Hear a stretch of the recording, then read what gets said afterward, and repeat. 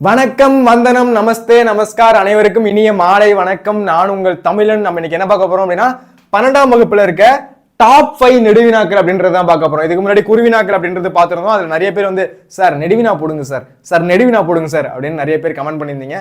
அதனால வந்து என்ன பண்ணிருக்கேன் அப்படின்னா நெடுவினா அதே மாதிரி 1 இல்ல 2 இல்ல எத்தனை question paper, 20 question paper 20 question paper எடுத்து நம்ம என்ன பண்ண போறோம், அனலைசிஸ் பண்ண போறோம். அதை வச்சு எந்த டாப் 5 கொஸ்டின் அப்படின்றத ப்ரெடிக்ட் பண்ண போறோம்.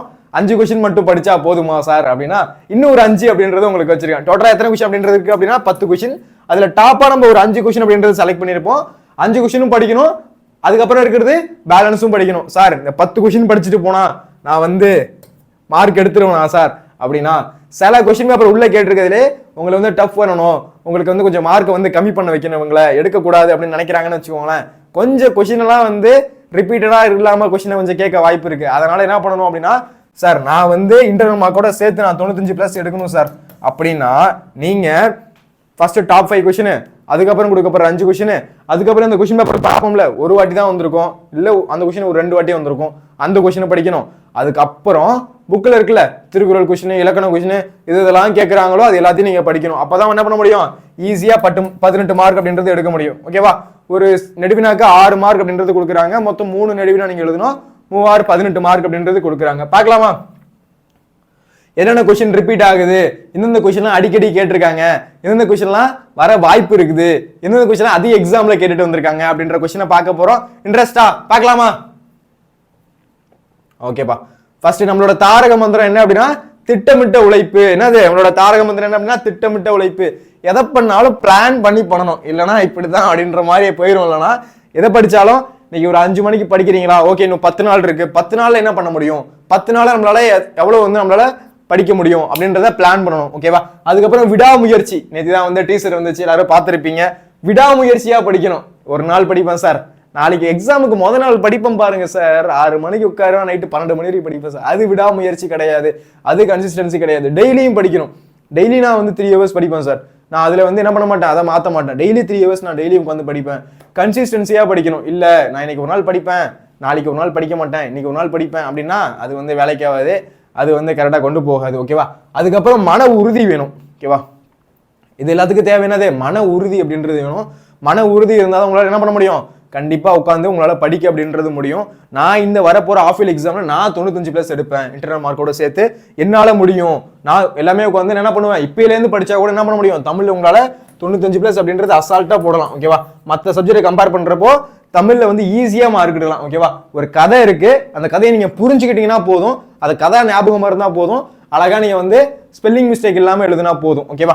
சார் எனக்கு நிறைய ஸ்பெல்லிங் மிஸ்டேக் வருது சார், அதுக்கு ஏதாச்சும் ஒரு வழி சொல்லுங்க சார் அப்படின்னு கேட்டீங்க அப்படின்னா 9th 10th யூடியூப் சேனல்ல 9th and 10th யூடியூப் சேனல்ல வேதாந்த் யூடியூப் சேனல்ல என்ன போட்டிருப்பேன் அப்படின்னா எழுத்துப்பிழை இல்லாமல் எழுதுவது எப்படி அப்படின்னு ஒரு வீடியோவே போட்டிருப்பேன். பார்க்காதவங்க அந்த வீடியோவை பாருங்க. பார்த்தீங்க அப்படின்னா உங்களுக்கு ஒரு ஐடியா கிடைக்கும் எப்படி எழுதணும், எதை மாதிரிலாம் வந்து ஸ்பெல்லிங் மிஸ்டேக் அவாய்ட் பண்ணலாம். அந்த வீடியோ பார்த்தீங்கன்னா எப்படி எப்படிலாம் ஸ்பெல்லிங் மிஸ்டேக் அவாய்ட் பண்ணலாம் அப்படின்றது உங்களுக்கு தெரிய வரும். ஓகேவா? அந்த வீடியோ ஒன்று பாருங்க. இதான் நம்ம சேனலுக்கு யாராச்சும் ஃபர்ஸ்ட் டைம் வந்திருக்கீங்க அப்படின்னா சப்ஸ்கிரைப் பண்ணல அப்படின்னா சப்ஸ்கிரைப் பண்ணிக்கோங்க, கூடவே லைக் பட்டனை மேஷ் பண்ணிடுங்க. ஓகேவா? பார்க்கலாமா? ஆஃப் இயர்லி ஃபர்ஸ்ட் கொஸ்டின் பேப்பர்ல என்ன கேட்டிருக்காங்க அப்படின்றத பார்ப்போம். அனைத்து வினாக்களுக்கும் விடையளிக்கவும் அப்படின்றது ஃபர்ஸ்ட் கேட்குறாங்க. 44 45 46 என்ன சார் இது நம்பர் அப்படின்னா அந்த கொஸ்டின் நம்பர்ல தான் உங்களுக்கு என்ன கேட்குறாங்க, நெடுவினா அப்படின்றது கேட்குறாங்க. அதுல ஆனா ஆவண்ணா, அதாவது ஆனா கொஸ்டின் அல்லது ஆவண்ணா கொஸ்டின் அப்படின்றது எழுதலாம். அப்ப நீங்க ஒரு கொஸ்டின் பேப்பர்ல 44வது கொஸ்டின் கம்பல்சரி அட்டெண்ட் பண்ணணும். அனைத்து வினாக்களுக்கும் விடையளிக்கணும் அவங்களே கொடுத்துட்டாங்க. ரைட்டா? அனைத்து வினாக்களுக்கும் விடையளிக்கவும் கொடுத்துட்டாங்க. 44ல நீங்க ஒரு கொஸ்டினுக்கு கண்டிப்பா ஆன்சர் பண்ணணும், 45ல ஆன்சர் பண்ணணும், 46ல ஆன்சர் பண்ணணும். இப்போ உங்களுக்கு ஒரு கேள்வி வரலாம், சார் எனக்கு 45ல ஆனாவும் ஆவணாவும் நல்லா தெரியும் சார், ஆனா 44 ஒரு கேள்வி கூட எனக்கு தெரியாது சார் அப்படின்னு சில பேர் இருப்பீங்க. அப்படிலாம் மார்க் போட மாட்டாங்க. சார் 44 போட்டு இதை எழுதிட்டு 45 போட்டு இதை எழுதா சார் அப்படின்னா அப்படிலாம் கண்டுபிடிச்சாங்க அப்படின்னா குறுக்கு அடிச்சுவாங்க கொஸ்டின் பேப்பர். ஓகேவா? அந்த மாதிரிலாம் பண்ணக்கூடாது. ஃபோர்ஜரி எல்லாம் பார்க்கக்கூடாது. என்ன பண்ணணும், நேர்மையா எழுதுங்க. என்ன பண்ணணும், அப்போ வந்து தெரில அப்படின்னா என்னது, அப்ப எப்படி வந்து நம்ம ப்ரெடிக்ட் பண்ணலாம் அப்படின்றத பாருங்களேன்.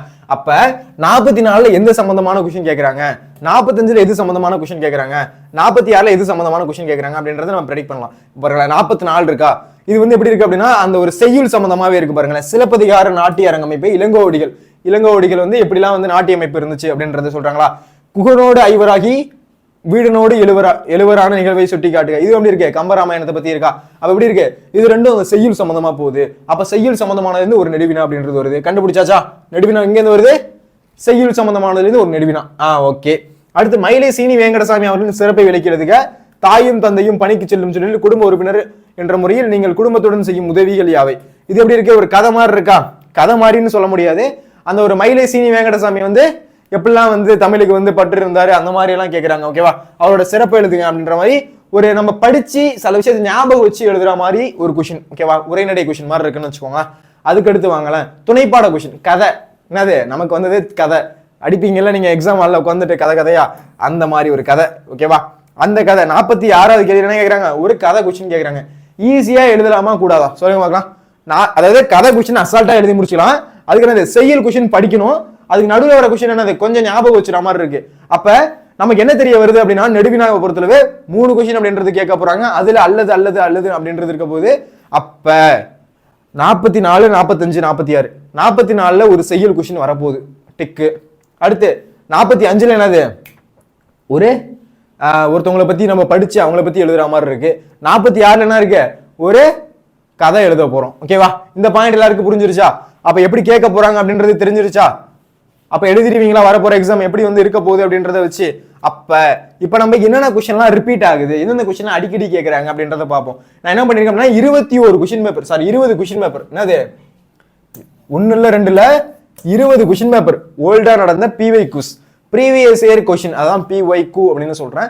அந்த முக்கியமான கொஸ்டின்ஸ் எல்லாம் எடுத்து என்ன பண்ணிருக்கேன் அப்படின்னா, அதை என்ன பண்ணல, டைப் பண்ணி வைக்கல. டைப் பண்ணி வச்சா என்ன பையன் சார் உங்களுக்கு மனசுக்கு தோணுதுன்ட்டு சில கொஸ்டின் நீங்க போட்டு டைப் பண்ணி வச்சுட்டீங்களா சார், டாப் 5 நீங்களா சொல்லிட்டீங்களா அப்படின்னு கேட்பீங்க. அதனால என்ன கேட்டக்கூடாதுன்றதுக்காக தான் நான் பண்ணிருக்கேன். அந்த கொஸ்டின் பேப்பர் எப்படி இருக்குமோ அதை கட் பண்ணி வச்சிருக்கேன். பார்த்தா தெரியும், தெரியுதா? இது வந்து ஒயிட்டு, இது கொஸ்டின் பேப்பர். நான் என்ன பண்ணிருக்கேன், அந்த கொஸ்டின் எல்லாம் என்ன பண்ணிருக்கேன், கட் பண்ணி வச்சிருக்கேன். அப்ப நம்ம என்ன பண்ண போறோம், அந்த கொஸ்டின் எல்லாம் ஸ்க்ரோல் பண்ணுவோம். ஓகே, இந்த கொஸ்டின் வந்திருக்கா? இங்க வந்திருக்கா? Okay right. அப்ப இந்த கொஸ்டின் எல்லாம் ரிப்பீட்டடா கேட்டுட்டே இருக்காங்களா அவங்க? அப்ப இதுதான் சூட்சமமா அப்படின்றது தெரிய வரும். ஓகேவா? அப்ப எந்தெந்த கொஸ்டின் அடிக்கடி ரிப்பீட் ஆகுது அப்படின்றத நம்ம கண்டுபிடிச்சிட்டோம் அப்படின்னா அந்த கொஸ்டின்ஸ் வந்து ஃபர்ஸ்ட் ப்ரியாரிட்டி கொடுத்து படிக்கணும். அதான் டாப் 5 கொஸ்டின். அதுக்கு அடுத்து வந்து இந்த கொஸ்டின்லாம் கேட்க வாய்ப்பு இருக்கா அப்படின்றத அடுத்த டாப் 5ல படிக்கணும். அப்ப 10 கொஸ்டின். ஓகேவா? அப்ப நெடுவினா மொத்தம் 10 கொஸ்டின் அப்படின்றது இங்க படிக்கணும். இந்த 10 கொஸ்டின் மட்டும் படிச்சா போதுமா, நான் 18 மார்க் வாங்கிடுவானா சார் அப்படின்றது கிடையாது. ஏன் அப்படின்னா இப்ப நம்ம பார்க்க போறதுலயே உங்களை கஷ்டப்படுத்தணும், உங்களை வந்து டஃபா கேட்கணும், உங்களை மார்க் எடுக்கக்கூடாது அப்படின்னு நினைச்சு ஒரு கொஸ்டின் பேப்பர் செட் பண்றாங்கன்னு வச்சுக்கோங்களேன், கண்டிப்பா அந்த இடத்துல மார்க் அப்படின்றது உங்களுக்கு குறையும். 18 மார்க் அப்படின்றது ஏன் 3 நெடுவினா எழுத முடியாத போகலாம். அதனால என்ன பண்ணுவீங்க, அப்போ அதிகமா வந்து அதை தாண்டி படிக்கிறப்ப என்ன பண்ண முடியும், உங்க ஃப்ரெண்டுக்கு தெரியாது உங்களுக்கு தெரியும். அப்ப என்னது சார் நான் வந்து எப்படியாச்சும் நான் 95+ எடுக்கணும் சார் தமிழ்ல, இல்ல 90+ எடுக்கணும் சார் அப்படின்னா கண்டிப்பா நீங்க இதை படிச்சே ஆகணும். எக்ஸ்ட்ரா கொஸ்டின்ஸ் படிச்சே ஆகணுமானா கண்டிப்பா எக்ஸ்ட்ரா கொஸ்டின் படிச்சே ஆகணும். ஏன் எதுக்கும் தயாரா இருக்கணும். ஓகேவா? Be prepared. அதாவது வந்து இது வந்தாலும் நான் எழுதுவேன், எனக்கு தெரியும், நான் அதை படிச்சிருக்கேன், அதை வச்சு நான் எப்படியாச்சும் எழுதி மேனேஜ் ஆச்சு பண்ணிடுவேன் அப்படின்ற அளவுக்காச்சும் உங்களுக்கு தெரியணும். இல்ல நான் டாப் 5 மட்டும் படிச்சுட்டு போனேன் சார், அங்க வந்து கேட்கல சார் அப்படின்னா நம்ம இந்த கொஸ்டினை எதிர்பார்க்கலாம். ஏன் நீங்களே சொல்லுவீங்க இந்த எக்ஸாம் இந்த நம்ம வீடியோ முடிஞ்சதுக்கு அப்புறம். ஏன் அப்படின்னா நீங்க பார்த்தே கண்டுபிடிப்பீங்க, ஓ இந்த கொஸ்டின்லாம் ரிப்பீட்டடா வந்துட்டே இருக்கு, அப்ப இந்த கொஸ்டின் வரதுக்கான வாய்ப்பு அப்படின்றது இருக்கு அப்படின்றத நீங்களே ப்ரெடிக்ட் பண்ணலாம். அதை தாண்டி இதை மட்டும் படிச்சுட்டு போக கூடாது. நான் என்ன சொல்ல வரேன் அப்படின்னா நம்ம டாப் 10 கொஸ்டின் நீங்க படிக்கணும், அதை தாண்டி நீங்க படிக்கணும். ஓகேவா? புரியுதா? பார்க்க ஆரம்பிக்கலாமா என்னென்ன கொஸ்டின் இருக்குன்ட்டு? ஓகே, ஃபர்ஸ்ட் கொஸ்டின் என்ன சார் அப்படின்னா, சிலப்பதிகார நாட்டிய அரங்கின் அமைப்பை இளங்கோவடிகள் எவ்வாறு கூறுகிறார்? சிலப்பதிகார நாட்டிய அரங்கின் அமைப்பை, அந்த நாட்டிய அரங்க அமைப்பு எப்படி இருந்துச்சு அப்படின்றத இளங்கோவடிகள் எப்படிலாம் சொல்றாரு அப்படின்றது இது நான் உங்களுக்கு நடத்தியிருக்கேன். இதுக்கு முன்னாடி பார்க்கல அப்படின்னா நான் இதுல இருக்க முக்காவாசி கொஸ்டின் நான் வந்து நடத்தியிருக்கேன் நெடுவினாவா. பார்க்கல அப்படின்னா அந்த வீடியோ போய் பாருங்க. அது கீழே வந்து நான் டிஸ்கிரிப்ஷன்ல PDF அப்படின்றது நான் செட் பண்ணியிருக்கேன். அந்த PDF நீங்க டவுன்லோட் பண்ணிக்கலாம். சரி ஓகே சார் இது எனக்கு PDF தருவீங்களா சார்? எனக்கு இவ்வளவு கொஸ்டின் நீங்க கஷ்டப்பட்டு வந்து கட் பண்ணி வச்சிருக்கீங்க, ரெடி பண்ணிருக்கீங்க, இவ்வளவு கொஸ்டின் பேப்பர் போய் தேடி இருக்கீங்க, இந்த கொஸ்டின் பேப்பர் எனக்கு வந்து இந்த PDF தருவீங்களா அப்படின்னா கண்டிப்பா தரேன். கண்டிப்பா ஃப்ரீ PDF அப்படின்றது தரேன். நான் கீழே வந்து டிஸ்கிரிப்ஷனில் லிங்க் பண்ணுறேன். ஓகேவா?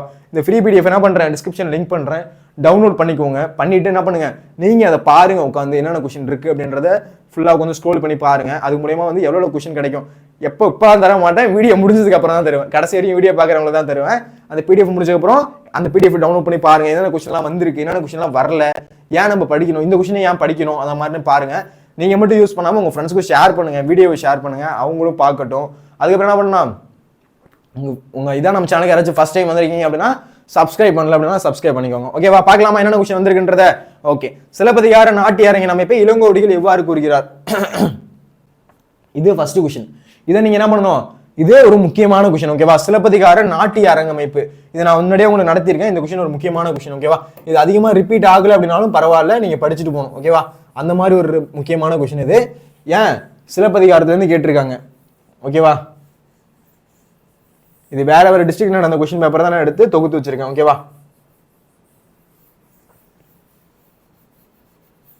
ஓகேவா பாருங்களேன். சிலப்பதிகார நாட்டிய அரங்கின் அமைப்பை இளங்கோவடிகள் எவ்வாறு கூறுறாரு? ஓகேவா, அடுத்து குகனோடு ஐவராகி வீடனோடு எழுவரான நிகழ்வுகளை சுட்டிக்காட்டு. இது ஒரு வாட்டி கேட்டிருக்காங்க, இது ஒரு வாட்டி கேட்டிருக்காங்கன்னு வச்சுப்போம். அப்போ ஒரு வாட்டி கேட்டிருக்காங்க அப்படின்றத போட்டுட்டு போவோம். ஓகேவா, அடுத்து மயிலை சீனி வெங்கடசாமி அவர்களின் சிறப்பு விளக்கி எழுதுக. ஓகே, ஒரு வாட்டி கேட்டிருக்காங்க. தந்தையும் தாயும் பணிக்கு செல்லும் சூழலில் குடும்ப உறுப்பினர் என்ற முகவரியில் நீங்கள் குடும்பத்துடன் செய்யும் உதவிகள் யாவை? இது ஒரு வாட்டி கேட்டிருக்காங்க. முதல்கள் என்ற துணைப்பாட கதையை விளக்கி எழுதுக. ஓகே, கிராமங்கள் தங்கள் முகவரியை இழந்து வருகின்றன, அதை வந்து எழுதுங்க. இப்போ என்ன சார் இது எல்லாத்துலயும் கோடு போட்டு ஒன்னு போட்டிருக்கீங்க அப்படின்னா, அடுத்து நீங்க முன்னாடி வீடியோஸ் பார்த்தவங்களுக்கு தெரியும், அடுத்த கொஸ்டின் வரும்போது அந்த நான் 2ன்னு போடுவேன். ஓகேவா, அப்ப ஒரு கொஸ்டின் எத்தனை வாட்டி ரிப்பீட் ஆகுது அப்படின்றத நம்ம கண்டுபிடிச்சிட்டே போகலாம். அப்ப நமக்கு எந்த கொஸ்டின் எத்தனை வாட்டி வந்திருக்குன்றது தெரிஞ்சிருச்சு அப்படின்னா என்னது, ஈஸியா இந்த கொஸ்டின் இவ்வளவு வாட்டி கேட்கறாங்களா, அப்ப இது எவ்வளவு வெரி வெரி இம்பார்ட்டன்ட் அப்படின்றது தெரியுது அப்படின்றது உங்களுக்கே தெரியும். ஓகேவா, அப்ப என்னது, நான் உங்கள்கிட்ட சொல்லிட்டேன், சிலப்பதிகார நாட்டிய அரங்கமைப்பு ரிப்பீட் ஆகுதுன்னு பார்க்காதீங்க, அந்த கொஸ்டின் இம்பார்ட்டன்ட். ஏன்னா நான் வந்து பழைய பப்ளிக் எக்ஸாம் கொஸ்டின் பேப்பர்ல ஒரு கொஸ்டின் பார்த்திருக்கேன், மாடல் எக்ஸாம் கொஸ்டின் பேப்பர்ல இந்த கொஸ்டின் பார்த்திருக்கேன், ரொம்ப முக்கியமான நடுவினா. ஓகேவா, இதை வந்து நீங்க வந்து என்ன பண்ணிடக்கூடாது, வேணாண்டு ஒதுக்கிடக்கூடாது. ஓகேவா, சிலப்பதிகார நாட்டிய அரங்கின் அமைப்பு வந்து இளங்கோவடிகளை வந்து எவ்வாறு கூறுறாரு அப்படின்றத நீங்க கண்டிப்பா படிச்சுட்டு போயே ஆகணும். அடுத்து குகனோடு ஐவராகி வீடனோடு எழுவரான நிகழ்வை சுட்டிக்காட்டுக. மயிலை சீனி வெங்கடசாமி அவர்களின் சிறப்பை விளக்கி எழுதுக.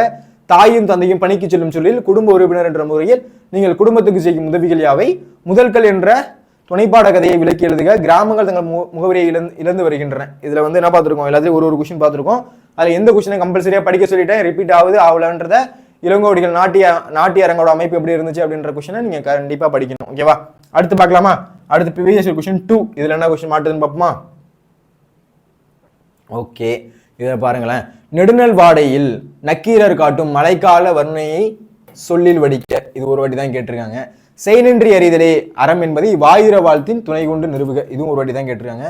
நிர்வாக மேலாண்மை குறித்து இறை என்பு கூறும் கருத்துக்களை தொகுத்து எழுதுக. இந்த கொஸ்டின் எத்தனை வாட்டி ரிப்பீட் ஆகுது மட்டும் நீங்க பாருங்களேன். அடுத்து பண்டைய கால கல்வி முறையில் ஆசிரியர் மாணவர்களிடையே நிகழ்ந்த கற்றல் கற்பித்தல் முறையை தொகுத்து எழுதுக. இதுவும் ஒரு வாட்டி. அடுத்து சாலை விபத்தில்லா தமிழ்நாடை கூற்றுணவாக நாம் செய்ய வேண்டியவை யாவை? இதுவும் ஒரு வாட்டி. கோடைமலை கதை வாயிலாக விளக்கப்படும் மனிதநேய பண்புகள் யாவை? சார் என்ன சார் ஒரு கொஸ்டின் கூட ஃபர்ஸ்ட் கொஸ்டினுக்கு 2வது கொஸ்டின் பேப்பர் ரிப்பீட் ஆகல அப்படின்னா கொஸ்டின் இதை மாதிரியும் செட் பண்ணுவாங்க. என்னது, கொஸ்டின் கொஞ்சம் வந்து உங்களுக்கு என்னது ஆன்சர் பண்ணக்கூடாது, கொஞ்சம் வந்து வேரியா இருக்கணும் அப்படின்னு நினைச்சாங்க அப்படின்னா இந்த மாதிரி கொஸ்டின்ஸும் செட் பண்றதுக்கு வாய்ப்பு அப்படின்றது அதிகமா இருக்கு. ஓகேவா, அதனால என்ன பண்ணணும், நீங்க டாப் 10ல கொடுக்கறது கண்டிப்பா நடுவினா படிக்கணும், அதை தாண்டி நீங்க நடுவினா அப்படின்றது கொஞ்சம் பார்த்துட்டு போகணும். ஓகேவா, அந்த டைம்ல எக்ஸாம்ல கேட்கறாங்க அப்படின்னா அப்ப நீங்க எழுதுற அளவுக்கு மேனேஜ் பண்ற அளவுக்கு நீங்க எழுதுற மாதிரி இருக்கணும். ஓகேவா, அப்ப பாருங்க, நெடுநல் வாடையில் நக்கீரர் காட்டும் மழைக்கால வர்ணனை. ஓகேவா, இது ஒரு முக்கியமான கொஸ்டின். அடுத்த செய்நன்றி அறிதல், கண்டிப்பா திருக்குறள்ல இருந்து கண்டிப்பா நெடுவினா அப்படின்றது இருக்கு, கேட்காம இருக்க போறதே இல்லை. அதனால செய்நன்றி அறிதல் கொஸ்டின் கண்டிப்பா படிக்கணும். ஓகேவா, அடுத்து நிர்வாக மேலாண்மை குறித்து இறை என்பு கூறும் கருத்துக்களை தொகுத்து எழுதுக. நிர்வாக மேலாண்மை குறித்து இறை என்பு கூறும் கருத்துக்களை தொகுத்து எழுதுக. இது வந்து எத்தனை வாட்டி ரிப்பீட் ஆகுது நீங்களே பாருங்க. ஓகேவா, இது நான் பார்த்திருந்தேன். ஓகேவா, பண்டைய கால கல்வி முறையில் ஆசிரியர் மாணவர்களிடையே நிகழ்ந்த கற்றல் முறையை கற்பித்தல் தொகுத்து எழுதுக. ஓகே, இது ஓகே. சாலை விபத்தில்லா தமிழ்நாடு, இந்த கொஸ்டின் நிறைய வாட்டி வந்திருக்கு. கோடைமலை கதை வாயிலாக விளக்கப்படும் மனிதநேய பண்புகளை விளக்கி எழுதுக. இந்த கொஸ்டின் ரிப்பீட் ஆயிருக்கு. பார்க்கலாமா அடுத்து என்ன இருக்குன்ட்டு. Previous question 3. ஓகேவா,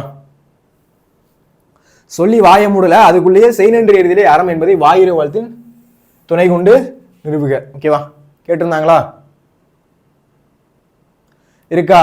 செய்நன்றதே வாயிரை வாழ்த்தின் துணை கொண்டு நிறுவுக அப்படின்றது கேட்டிருந்தாங்களா? அடுத்த கொஸ்டின் ரிப்பீட் ஆகுது பாருங்க.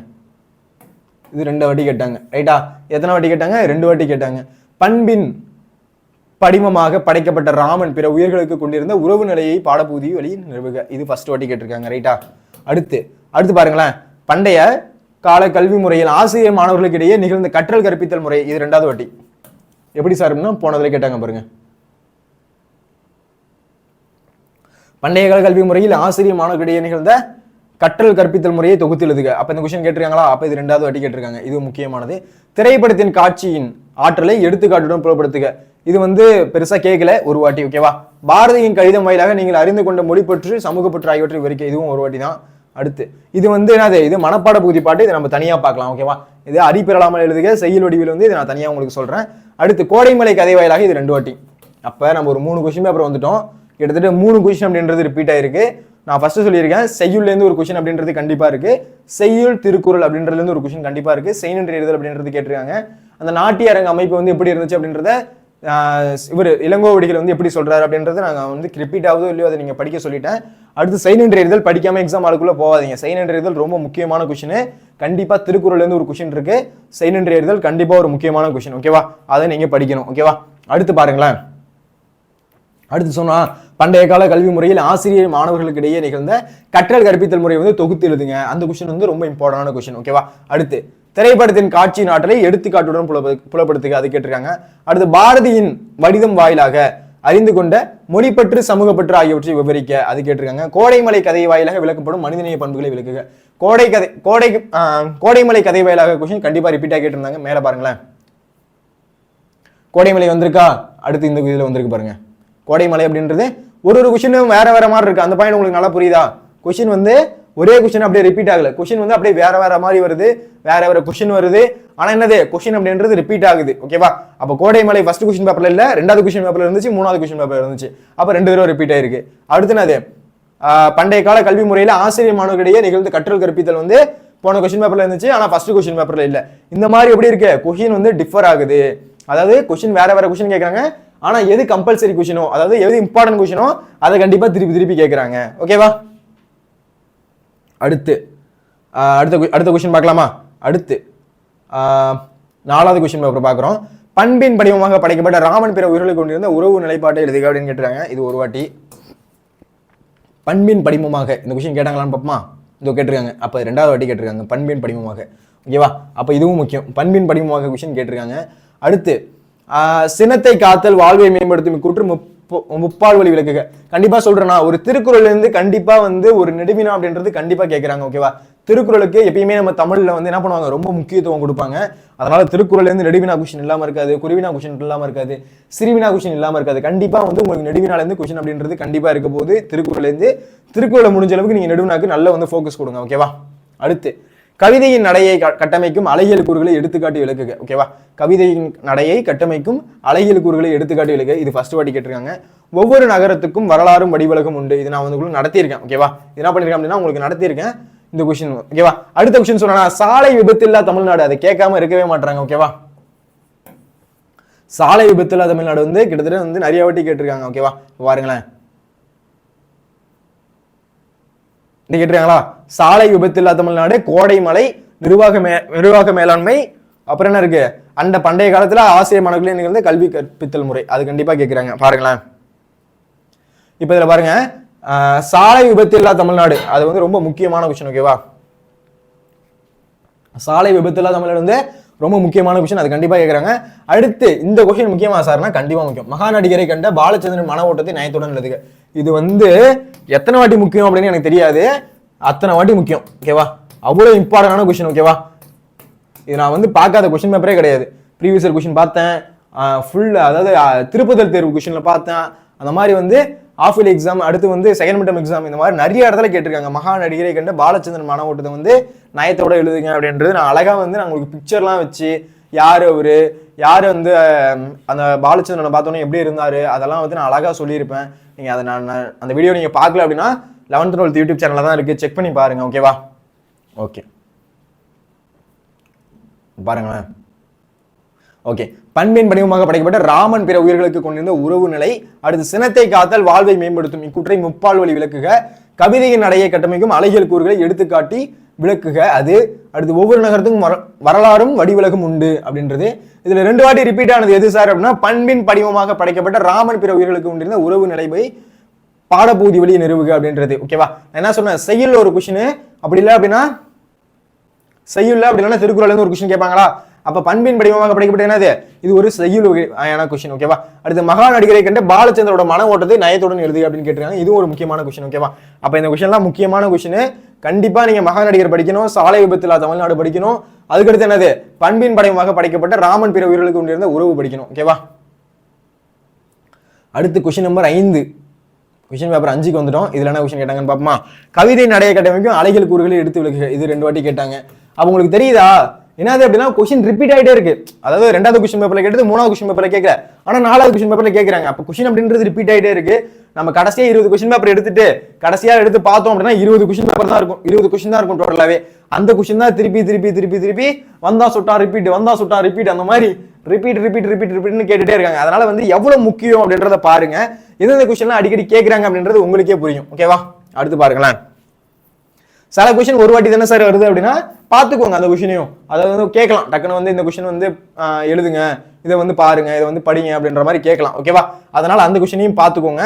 அடுத்து நெகிழி தவிர்த்த நிலத்தை நிமிர்ந்து எனும் தலைப்பில் சுற்றுச்சூழல் ஆர்வலர் பசுமை தாசனாருடன் நீங்கள் நடத்திய கற்பனை கலைந்துரையாடல் கருத்துக்களை தொகுத்துள்ளது அப்படின்னு கேட்டிருக்காங்க. ஓகேவா. இது ஒரு வாட்டி தான் வந்திருக்கு. உரிமை தாகம் கதையில் சகோதரர்கள் ஒன்றிணைந்து வாழ்வில் உயர்ந்தனர் என்பது போல் கற்பனை கதையை ஒன்று எழுதுக அப்படின்னு கேட்டிருக்காங்க. இதுவும் ஃபர்ஸ்ட் வாட்டி தான் கேட்டிருக்காங்க. கவிதை எழுத அறிய வேண்டும்னாக சுரதா கூறுவனற்றை வைக்க. இப்ப பாருங்களேன், இப்ப 45ல 2 கொஸ்டின் நமக்கு தெரியல. இப்ப நம்ம பார்த்துட்டு வந்ததுல ஏதாச்சும் ஒரு கொஸ்டினாச்சும் ரிப்பீட் ஆயிட்டே இருந்துச்சு 45வது கொஸ்டினா. இப்ப 2 கொஸ்டினுமே டிஃபரெண்டா இருக்கு பாருங்களேன். அந்த மாதிரி உங்களை வந்து மார்க் எடுக்க கூடாது, இவங்க வந்து 18 மார்க் எடுக்க கூடாது, 12 மார்க் தான் எடுக்கணும்னு நினைச்சாங்க அப்படின்னா இந்த மாதிரி கொஸ்டின் ட்விஸ்ட் வைக்கலாம். அப்ப என்ன பண்ணணும், நம்ம டாப் 10ல வச்சிருக்க கொஸ்டினை தாண்டி நீங்க 2-3 கொஸ்டின் அந்த எக்ஸ்ட்ரா கொஸ்டின் அப்படின்றது படிக்கணும். ஓகேவா. அப்பதான் என்ன பண்ண முடியும், ஃபுல் மார்க் அப்படின்றது எடுக்க முடியும். ஆனா டாப் 10ன்றது ரொம்ப முக்கியம். ஓகேவா.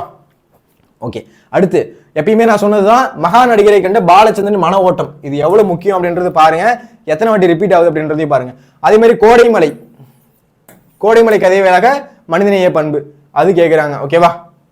இதுல பாருங்களேன் 3 எழுது கேட்டிருக்காங்க. மகா நடிகரை கண்ட பாலச்சந்திரன் மன ஓட்டம், அப்படி இல்லை அப்படின்னா கோடைமலை கதை வேளாக விளக்கப்படும் மனிதநேய பண்பு, அல்லது திருக்குறள் ஒரு வாழ்வியல் இலக்கியம் அப்படின்ட்டு இந்த மாதிரி வந்து என்ன பண்ணுவாங்க, உங்களுக்கு நிறைய ஆப்ஷனும் வைப்பாங்க. சார் எனக்கு இந்த 3 கொஸ்டினுமே தெரியும் சார், ஆனா 45ல ஒரு கொஸ்டினுமே தெரியாது சார் அப்படின்ட்டு வந்து உட்காந்துருக்க கூடாது. ஓகேவா. அதனாலதான் நான் சொல்றேன், என்னது டாப் 10 தாண்டி நீங்க படிச்சா தானே பண்ண முடியும். திடீர்னு வந்து ஒரு உங்களுக்கு எதிர்பார்க்காத ஒரு கொஸ்டின் பேப்பரா வந்து இருக்குன்னு வச்சுக்கோங்களேன். அப்ப என்ன பண்ணுவீங்க, எடுத்த அவனமே மார்க் 95+ எடுக்கணும்னு ஆசைப்பட்ட மட்டும் பத்தா போதாது. ஓகேவா. அப்ப என்ன பண்ணுங்க, இந்த கொஸ்டின் பேப்பர் அப்படின்றது ரொம்ப முக்கியம்.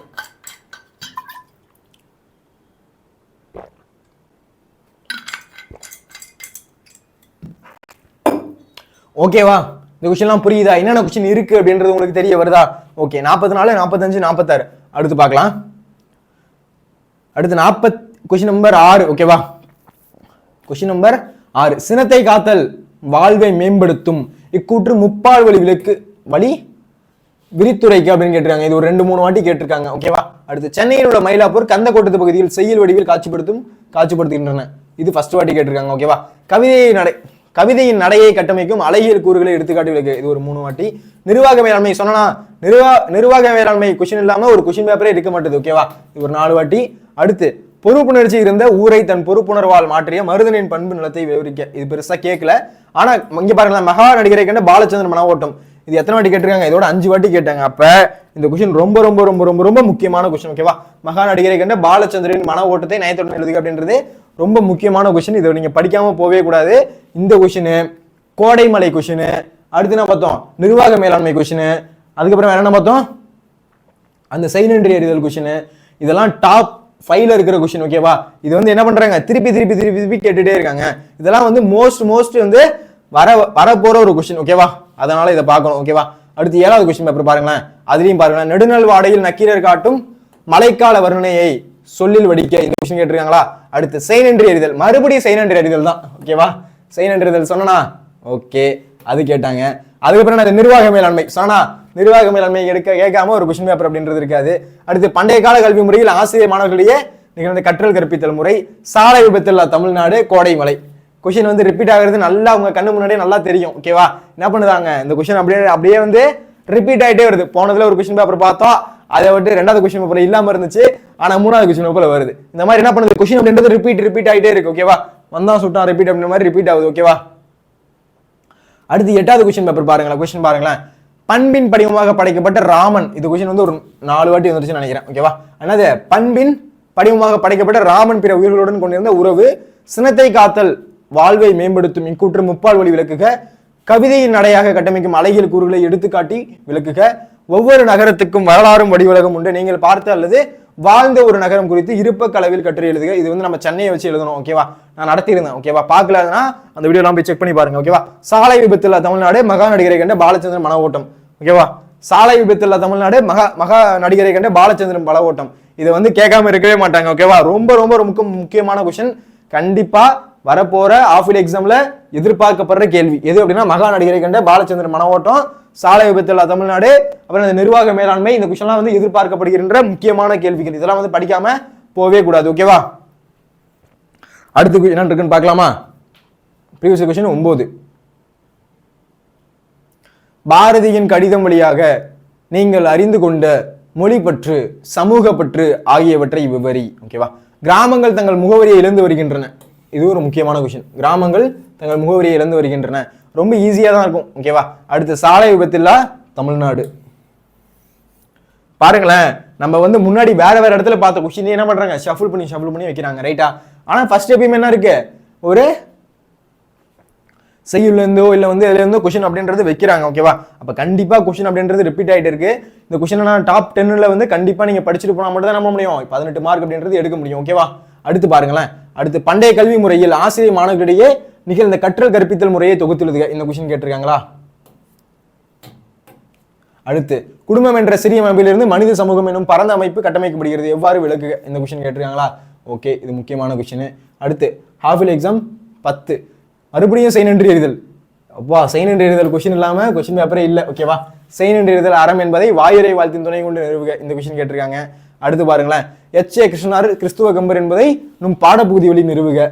இந்த கொஸ்டின் பெருசா கேட்கல, ஆனா பார்த்துக்கோங்க. ஓகேவா? அடுத்து நெகிழி தவிர்த்த நிலத்தை நிமிர்ந்து என்னும் தலைப்பில் சுற்றுச்சூழல் ஆர்வலர் பசுமை தாசருடன் அவருடன் நீங்கள் நடத்திய கற்பனையை கலந்துரையாடலை தொகுத்து எழுதுக அப்படின்னு கேட்டிருக்காங்க. அடுத்து குடும்பம் என்னும் சிறிய அமைப்பிலிருந்து மனித சமூகம் என்னும் பரந்த அமைப்பு கட்டமைக்கப்படுகிறது. இந்த கொஸ்டின் சாலை விபத்து இல்லா தமிழ்நாடு. இது எத்தனை வட்டரா கேட்பீங்க அப்படின்ற மாதிரி இருக்கா? சாலை விபத்து இல்லா தமிழ்நாடு இது வந்து ரொம்ப முக்கியமான கொஸ்டின். ஓகேவா? சாலை விபத்து இல்லா தமிழ்நாடு, மகா நடிகரை கண்ட பாலச்சந்திரன் மன ஓட்டம், நடிகர் திலகம். என்ன பண்றாங்க, அந்த நடிகர் திலகம் கொஸ்டின், அதாவது சிவாஜி கொஸ்டின் என்னது 2 வாட்டி, அதுல இருக்க 2 நடுவினா, அந்த 2 நடுவினாவுமே ரொம்ப இம்பார்ட்டன்டான நடுவினா. ஓகேவா? இது வந்து நீங்க கண்டிப்பா படிக்கணும். ஓகேவா? அடுத்து நெகிழி தவிர்த்த நிலத்தை நிமிர்ந்து என்னும் தலைப்பில் சுற்றுச்சூழல் ஆர்வலர் அவரை பத்தி எழுதுங்க அப்படின்னும் போது நீங்க கொஞ்சம் கதை மாதிரி தான் இருக்கும். ஓகேவா? எப்படி வந்து நம்ம பிளாஸ்டிக் யூஸ் பண்ணக்கூடாது அப்படின்ற மாதிரி இருக்கும். ஈஸியா தான் இருக்கும் இந்த கொஸ்டின்லாம். ஓகேவா? படிச்சீங்க அப்படின்னாலே உங்களுக்கு ஈஸியா புரியும். ஓகேவா? அப்ப இந்த கொஸ்டின் ரொம்ப முக்கியமானது. ஓகேவா?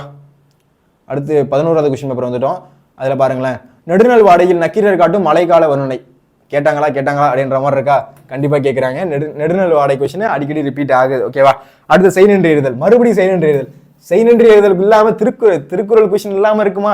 செய் நன்றி எழுதல். நிர்வாக மேலாண்மை, மறுபடியும் என்னது, நிர்வாக மேலாண்மை குறித்து வே இறையன்பு. அப்ப வே இறையன்பு கொஸ்டின் கண்டிப்பா இருக்கு. ஓகேவா? பண்டைய காலத்தில் கல்வி முறையில் ஆசிரியர் மாணவர்களிடையே நிகழ்ந்த கற்றல், அதுவும் கண்டிப்பா கேட்கறாங்க. அடுத்து சாலை விபத்து இல்லா தமிழ்நாடு. சாலை விபத்து இல்லா தமிழ்நாடு விட மாட்டாங்க. அப்புறம் கோடைமலை கண்டிப்பா என்ன இருக்கு, இந்த கொஸ்டின்லாம் கண்டிப்பா எதிர்பார்க்க மாதிரி கொஸ்டின் அப்படின்றது இருக்கு. ஓகேவா? அடுத்து பாருங்களேன். அடுத்து 12வது கொஸ்டின் பேப்பர். சார் எனக்கு கொஞ்சம் புரியலையே சார் அப்படின்னா நான் சொல்றேன். ஓகேவா? பாருங்க. தமிழின் சீரழிமையை திறம் உயர்ந்து கவிஞர் செப்பி பாலசுப்ரமணியம் கூறினொன்றை தொகுத்து எழுதுக. அறிவுடை வாழ்வின் உயர்விற்கு துணை நிற்கும் என்பதை வள்ளுவர் வழி நின்று எனக்கு சொன்னா உங்களுக்கு எங்க வேணா போயிட்டு என்ன பண்ணலாம், கொஸ்டின் அப்படின்றது எடுத்து வைக்கலாம். பாத்தீங்களா? திருக்குறள் இருந்து ஒரு கொஸ்டின் கண்டிப்பா சொன்னா, திருக்குறள் 2 திருக்குறள் இருக்கும், 2 திருக்குறள்லயும் 4 கொஸ்டின் அப்படின்னு இருக்கும். நெடுவினா கண்ணை மூடிட்டு போய் படிச்சிருங்க. ஓகேவா? கண்ணை மூடிட்டு திருக்குறள்ல இருக்க நெடுவினாலாம் கண்டிப்பா படிச்சிருங்க. கண்டிப்பா திருக்குறள் நெடுவினா கண்டிப்பா கேட்பாங்க. ஓகேவா? அடுத்து மயிலை சீனி வெங்கடசாமி அவர்களின் சிறப்பை விளக்கி எழுதுக. தந்தையும் தாயும் பணிக்கு செல்லும் சூழலில் குடும்ப உறுப்பினர் என்ற முறையில் நீங்கள் குடும்பத்துக்கு செய்யும் உதவிகள், பாரதியின் கடிதம் வாயிலாக நீங்கள் அறிந்து கொண்ட மொழி பற்று, சமூக பற்று ஆகியவற்றை விளக்கி எழுதுக. உரிமை தாகம் கதையில் சகோதரர் இருவரும் ஒன்றிணைந்து இருந்தால் கதையை தொடர்ந்து எழுதி முடிக்க. அடுத்து கொஸ்டின் நம்பர் 13. ஓகேவா? இதுல என்ன கொஸ்டின் கேட்டிருக்காங்கன்னு பாப்போமா? பண்பின் படிவமாக படைக்கப்பட்ட ராமன் பிற உயிர்களுக்கு கொண்டிருந்த உறவு நிலையை நம் பாடப்பகுதி வழி விளக்குக. கவிதையின் நடையை கட்டமைக்கும் அழகியல் கூறுகளை எடுத்துக்காட்டி விளக்குக, அல்லது பண்டைய கால கல்வி முறையில் ஆசிரியர் மாணவர்களிடையே நிகழ்ந்த கற்றல் கற்பித்தல் முறையை தொகுத்து எழுதுக. கிராமங்கள் தங்கள் முகவரியை இழந்து கொண்டிருக்கின்றன, அது முக்கியம். இந்த கொஸ்டின் ஒரு முக்கியமான கொஸ்டின். இது குறித்து உங்கள் கருத்தை விவரிக்க. ஒன்றுபட்டால் உண்டு வாழ்வு என்பதை முதல் கல் சிறுகதை வழியாக உணர்த்துக. அப்ப சிறுகதை அந்த முதல் கல் கொஸ்டினும் உங்களுக்கு முக்கியம். ஓகேவா? அடுத்து வாழ்வின் உயர்வுக்கு உறுதுணையாக நீங்கள் கருதும் குரட்பாக்கள் சிலவற்றை விலக்கி கட்டுரை. தலைவியின் இல்லற பாங்கினை பற்றி செவிலித்தாய் நற்றாயிடம் வியந்து கூறுவனையாவை. அதுக்கப்புறம் சுந்தர ராமசாமியின் காட்டில் கலந்த பேரோசை எனும் தலைப்பு ஜீவாவின் வாழ்க்கைக்கு எங்கனம் பொருந்தும் அப்படின்றதை விளக்குக. கல்லும் கதை சொல்லும் எனும் தொடர் தஞ்சை பெரிய கோவிலுக்கு பொருந்துவதை விளக்கிடுது. இதெல்லாம் நான் வந்து அழகா சொல்லி கொடுத்துருக்கேன். அழகா வந்து என்ன பண்ணியிருப்பேன், அழகா வந்து எப்படி வந்து ஈஸியா எளிமையா எழுதலாம் அப்படின்ற மாதிரி நான் வந்து வீடியோஸே போட்டிருக்கேன். பார்க்காதவங்க அந்த வீடியோஸ்லாம் பாருங்க. ஓகேவா? யானை டாக்டர் கதை வாயிலாக இயற்கை உயிரின பாதுகாப்பு ஆகியவற்றை குறித்து நீங்கள் அறிந்தவற்றை தொகுத்து எழுதுக. சிம்பொனி தமிழரும் ஆஸ்கார் தமிழரும் ரொம்ப முக்கியம், கண்டிப்பா எதிர்பார்க்கப்படுற ஒரு கேள்வி. கண்டிப்பா என்னது எதிர்பார்க்கப்படுற ஒரு கேள்வி, கண்டிப்பா கேட்க வாய்ப்பு இருக்கு. ரொம்ப முக்கியமான ஒரு கேள்வி. ஓகேவா? இது கண்டிப்பா படிக்காம போக கூடாது. ரைட்டா? அடுத்து பண்பின் படிவமாக படைக்கப்பட்ட ராமன் பிற உயிர்கள் கொண்டிருந்த உரையினை கம்பர் வழி நிறுவுக. அடுத்து அறிவுடைமை வாழ்வின் உயர்வுக்கு துணை நிற்கும் என்பதை வள்ளுவர் வழி நின்று விளக்குக. கவிதையின் நடையை கட்டமைப்பும் அழகியல் கூறுகளை எடுத்து விளக்குக. நிர்வாக மேலாண்மை சொன்னா வேறு என்பது அவரோடது பத்தி. பாதுகாப்பு பயணம் அமைய அனைவரும் அறிந்திருக்க வேண்டிய சாலை விதிகள் மற்றும் வாகனங்களை தொகுத்து எழுதுக. கோடைமலை கொஷின், நிர்வாக மேலாண்மை கொஷின்லாம் கேட்காம இருக்கவே இல்லை. ரொம்ப ரொம்ப ரொம்ப ரொம்ப முக்கியமான கொஷின். ஓகேவா? அடுத்து பாருங்களேன், கொஸ்டின் நம்பர் 16 வந்துட்டோம். ஓகேவா? தமிழின் சிறுமை திறமையந்து கவிஞர் சிற்பி பாலசுப்ரமணியம் கூறுவதை தொகுத்து எழுதுக. அப்புறம் அறிவுடைமை வாழ்வின் உயர்வுக்கு துணை இருக்கும் போதே வள்ளுமொழி நின்று விளக்குக. ஒவ்வொரு நகரத்துக்கும் வரலாறும் வடிவுலகும் உண்டு. இது வந்து அழகா இருக்கும், ஈஸியா எழுதலாம். நிர்வாக மேலாண்மை கொஸ்டின், சாலை விபத்து இல்லா தமிழ்நாடு கொஸ்டின், கோடைமலை கொஸ்டின், இதெல்லாம் வந்து ரிப்பீட் ஆகிட்டே இருக்கு. ஓகேவா? நம்ம வந்து ஒரு கொஸ்டின் பேப்பர்லையும் கோடைமலை கொஸ்டின், நிர்வாக மேலாண்மை கொஸ்டின், சாலை விபத்து இல்லா தமிழ்நாடு கொஸ்டின்லாம் அடிக்கடி பார்த்துட்டே இருக்கும். ஓகேவா? இதெல்லாம் கண்டிப்பா ஒரு முக்கியமான கேள்வி. ஓகேவா? அடுத்து கவிதை எழுதி அறிய வேண்டுவனாக சுரதா கூறு ஒன்றை விவரிக்க. சார் ஒன்றுமே புரியல சார், நான் படிக்கிறேன் பாருங்க. அறிவுடைமை வாழ்வின் உயர்வுக்கு துணை நிற்கும் என்பதை வள்ளுவமொழி நின்று விளக்குக. அப்போ வந்து அறிவுடைமை வாழ்வின் உயர்வுக்கு துணை நிற்கும், அந்த கொஸ்டின் முக்கியம். ஓகேவா? அடுத்து கவிதையின் நடையை கட்டமைக்கும் அழகியல் கூறுகளை எடுத்துக்காட்டி விளக்குக. அடுத்து மயிலையார் ஒரு ஆராய்ச்சி பேரறிஞர் எனும் கூட்டணி சான்றோடு விளக்குக. மகா நடிகரை கண்ட பாலச்சந்திரன் மன ஓட்டம் பொறுப்புணர்ச்சியில் இருந்த ஊரை தன் பொறுப்புணர்வால் மாட்டிய மருதனின் பண்பு நலத்தை விவரிக்க. மறுபடியும் பண்பின் படிவமாக படைக்கப்பட்ட ராமன் பிறவர்கள் கொண்டிருந்த உறவு நிலைமை. அப்புறம் என்ன இருக்கு, அறிவுடைமை வாழ்வின் உயர்வுக்கு துணை நிற்கும் என்பதை வள்ளுவமொழி நின்று விளக்குக. குடும்பம் என்னும் சிறிய அமைப்பிலிருந்து மனித சமூகம் என்னும் பரந்த அமைப்பு கட்டமைக்கப்படுகிறது. அது நிர்வாக மேலாண்மை குறித்து இறையன்பு கூறும் கருத்துக்களை தொகுத்து எழுதுக. சங்ககால வரலாற்றை அறிந்து கொள்ள புகழூர் கல்வெட்டு கொஸ்டின் கண்டிப்பா முக்கியம். ஓகேவா? அது பாரதியின் கடிதம் வாயிலாக நீங்கள் அறிந்து கொண்ட மொழி பற்றி சமூக பற்று ஆகியவற்றை எழுதுக. அப்ப என்னது, கொஸ்டின் வந்து எங்கேயுமே ரிப்பீட் ஆகாம இல்லை. என்ன பண்ணுது, கொஸ்டின் வந்து ரிப்பீட் ஆகிட்டு தான் இருக்கு. ஒரு எடுத்து பார்த்தோம் அப்படின்னா ஒரு 20 to 25 கொஸ்டின் கண்டுபிடிச்சிடலாம். 20 கொஸ்டின் போதும். 20 கொஸ்டின்ன்றது தான் அதிகபட்சமாவே இருக்கும். ரிப்பீட் ஆன கொஸ்டின் ஒரு வாட்டி தான் ஒரே ஒரு கொஸ்டின் கேட்டுருக்காங்க அப்படின்னா அது நீங்க எடுத்தீங்கன்னா ஒரு 25 கொஸ்டின் வரும். அந்த மாதிரி எடுத்தோம் அப்படின்னா நெடுவினாவே முடிஞ்சிடும். ஓகேவா? 12th இருக்க நெடுவினாவே முடிஞ்சிடும். அழகா வந்து படிச்சுட்டு போயிட்டே இருக்கலாம். ஓகேவா? அடுத்து மறுபடியும் செய்நின்று எறிதல் கண்டிப்பா முக்கியம். செய்நின்று எறிதல் கேட்காம ஒரு கொஸ்டினே இருக்காது. ஓகேவா? செய்நின்று எறிதல். அடுத்து பண்பின் படிவமாக படைக்கப்பட்ட ராமன் பிற உயிர்களுக்கு குனிந்த உறவு நிலைமை. கவிதையின் நடையை கட்டமைக்கும் அழகியல் கூறு. சென்னை வந்து அறிவின் நகரம். புகழூர் கல்வெட்டு இப்ப முக்கியமாகுது. ஏன் அடுத்து வர வர வந்து கேட்டுட்டே இருக்காங்க வேற ஒரு இடத்துல. ஓகேவா? சாலை விபத்து இல்லா தமிழ்நாடும் கேட்காம இல்லை. ஓகேவா? அடுத்து லாஸ்ட் கொஸ்டின் பேப்பர் பாருங்களேன். பண்பின் படிவமாக படைக்கப்பட்ட ராமன் பிற உயிர்களுக்கு அடுத்தது அறிவுடைமை வாழ்வின் உயர்வுக்கு துணை இருக்கும் என்பதை வள்ளுவமொழி நின்று விளக்குக. அடுத்து இருக்கு பண்டைய காலத்தில் கல்வி முறையில் ஆசிரியர் மாணவர்களிடையே நிகழ்ந்த கற்றல் கற்பித்தல் முறை தொகுத்து எழுதுக. ஒவ்வொரு நகரத்துக்கும் வரலாறும் வடிவிலகம் உண்டு, அந்த கொஸ்டின். பொறுப்புணர்ச்சியில் இருந்த ஊரை தம் பொறுப்புணர்வால் மாற்றிய மருதனின் நலப்பண்பு. சாலை விபத்து இல்லா தமிழ்நாடு கிட்டத்தட்ட வந்து ஒரு 20 கொஸ்டின் 10 வாட்டிக்கு மேலே கேட்டிருப்பாங்க. ஓகேவா? அதனால மோஸ்ட் இம்பார்ட்டன்ட். ஓகேவா? இப்போ என்னென்ன கொஸ்டின்லாம் இம்பார்ட்டன்ட் அப்படின்னு பார்த்துருவோமா? டாப் 10 டாப் 5 நடுவினாக்கள், அதுக்கப்புறம் அதர் எக்ஸ்ட்ரா கொஸ்டின் அப்படின்றதும் பார்ப்போம். ஃபர்ஸ்ட் மகா நடிகரை கண்ட பாலச்சந்திரன் மன ஓட்டத்தை நயத்துடன் எழுதுக. இது ரொம்ப முக்கியம். ஏன் சார் அப்படின்னா நிறைய இடத்துல பார்த்தோம், நீங்களே பார்த்தீங்களா? நிறைய இடத்துல பார்த்தோமா? அது வந்து ரொம்ப இம்பார்ட்டன்ட். ஓகேவா? அடுத்து நிர்வாக மேலாண்மை குறித்து இறையன்பு கூறும் கருத்துக்களை தொகுத்து எழுதுக. நிர்வாக மேலாண்மை குறித்து இறையன்பு கொஸ்டின் கண்டிப்பா முக்கியம். ஓகேவா? இதுவும் படிக்காம போக கூடாது. ஓகேவா? அடுத்து கோடைமலை கதை வாயிலாக விளக்கப்படும் மனிதநேய பண்புகளை விளக்க. கோடைமலை கதை வாயிலாக விளக்கப்படும் மனிதநேய பண்பு கண்டிப்பா முக்கியம். செய்நன்றி எறிதல், ஓகேவா? எத்தனை வாட்டி பார்த்தோம் செய்நன்றி எறிதல், இதுவும் ரொம்ப ரொம்ப ரொம்ப ரொம்ப முக்கியமான கொஸ்டின். செய்நன்றி எறிதல் திருக்குறள்ல கேட்க போறது. சென்னையில் உள்ள மயிலாப்பூர் கந்த கோட்டத்து பகுதிகள் செய்யுளில் எவ்விதம் காட்சிப்படுத்தப்படுகிறது, இதை ஏன் சார் வச்சீங்க அப்படின்னா திருக்குறள் கொஸ்டினும் செய்யுள் கொஸ்டினும் கண்டிப்பா கேட்கறாங்க, ரைட்டா? அப்ப செய்யுள் வந்து இதை கேட்கறதுக்கான வாய்ப்பு அப்படின்றது அதிகமா இருக்கு, அதனால நீங்க இதை படிக்கணும், ஓகேவா? அடுத்து பாருங்களேன், எக்ஸ்ட்ரா கொஸ்டின்ல பாருங்களேன், புகழூர் கல்வெட்டு. இதை வந்து நிறைய வாட்டி கேட்டிருக்காங்க. புகழூர் கல்வெட்டு ஒரு 3 கொஸ்டின் பேப்பர்ல பார்த்தோம், ஓகேவா? அடுத்து சாலை விபத்துல தமிழ்நாடு ரொம்ப ரொம்ப ரொம்ப ரொம்ப முக்கியமான கொஸ்டின். ஆக்சுவலா இதுதான் டாப் 5ல வச்சிருக்கணும், ஓகேவா? இது எத்தனை வாட்டி கேட்டாங்க, நிறைய வாட்டி கேட்டிருக்காங்க, அப்ப இது ரொம்ப முக்கியம், ஓகேவா? அடுத்து சென்னையில் உள்ள மயிலாப்பூர் கந்த கோட்டத்து பகுதியில் செய்யுள் வடிவில் எவ்விதம் காட்சிப்படுத்தப்படுகிறது.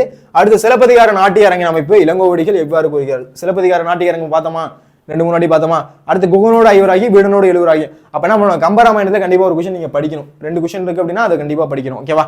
ஓகே சார், இது அதுவுமே சொல்றீங்க, ஒரு நெடுவினா ஒன்று காமிங்க சார் அப்படின்னு சில பேர் கேட்கறது தெரியுது. நெடுவினா ஒன்று பார்ப்போமா?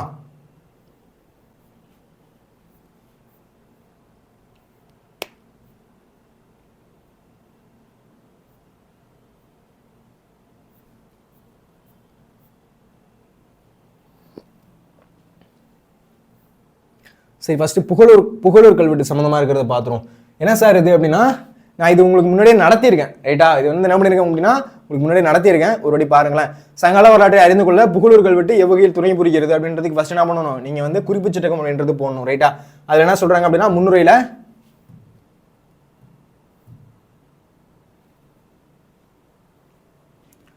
என்ன பண்ணும், இலக்கியங்கள் அவை உருவான காலம் தாண்டி நிலைக்கும் வகையில் பதிவு செய்யப்பட்ட கல்வெட்டுகள், அந்த வகையில ஒரு நிமிஷம் புகழூர் கல்வெட்டு பார்த்தோமா? இந்த மாதிரி நான் என்ன பண்ணிருக்கேன் அப்படின்னா நடத்திருக்கேன், உங்களுக்கு நிறையவே என்ன பண்ணிருக்கேன், நடத்திருக்கேன். நிறைய பேர் என்ன பண்ண மாட்டீங்க, அந்த நெடுவினாக்கெல்லாம் பார்க்காம இருக்கீங்க, ஓகேவா? அதெல்லாம் பார்த்தா தான் என்னென்ன கொஸ்டின் இருக்கு அப்படின்றது தெரியும், ஓகேவா? இலக்கியங்கள் அவை உருவான காலம் தாண்டி நிலைக்கும் வகையில் பதிவு செய்யப்பட்ட கல்வெட்டுகள், அந்த வகையில் இப்பகுதியில் புகழூர் கல்வெட்டு மூலம் சங்ககால வரலாற்றை பற்றி பார்க்க போறோம். அதுல தமிழ் புறா அப்படின்னா என்ன, ஃபர்ஸ்ட் என்ன சொல்லியிருக்கேன், எப்பயுமே ஒரு நெடுவினா எழுதுனீங்கன்னா குறிப்பிச்சிருக்கும் அப்படின்றது போடணும். எந்த நெடுவினா எழுதுறப்பையும் குறிப்பிச்சட்டகம் கண்டிப்பா போடணும். குறிப்பிச்சட்டகத்துக்கு மார்க் உண்டா சார் அப்படின்னா உண்டு, ஓகேவா? குறிப்பிச்சட்டகம் போடாமலாம் நீங்க கொஸ்டினே எழுதக்கூடாது, ஓகேவா?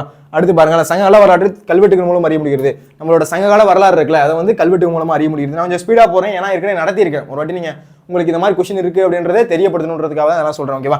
கல்வெட்டுகள் சங்ககாலத்தில் தமிழ் பிராமி எழுத்துக்களால் பொறிக்கப்பட்டது. முன்னாடி எந்த எழுத்துக்களால் பொறிக்கப்பட்டிருக்காங்கன்னா தமிழ் பிராமி, இந்த இருக்குல்ல, இந்த தமிழ் பிராமி எழுத்துக்களால் பொறிக்கப்பட்டது, ஓகேவா? அடுத்து பாருங்களேன், கரூரை பத்தி பார்க்க போறோம், அதனாலதான் இந்த ஸ்னிப் அப்படின்றது வச்சிருந்தேன். இங்க இருக்கா கரூரை பத்தி பார்க்க போறோம், ஓகேவா? என்ன இருக்கு அப்படின்றத பார்க்கலாம். புகழூர் கல்வெட்டு, ஓகேவா? சங்க காலத்துல சேரர்களின் தலைநகரம் எது, கரூர், ஓகேவா?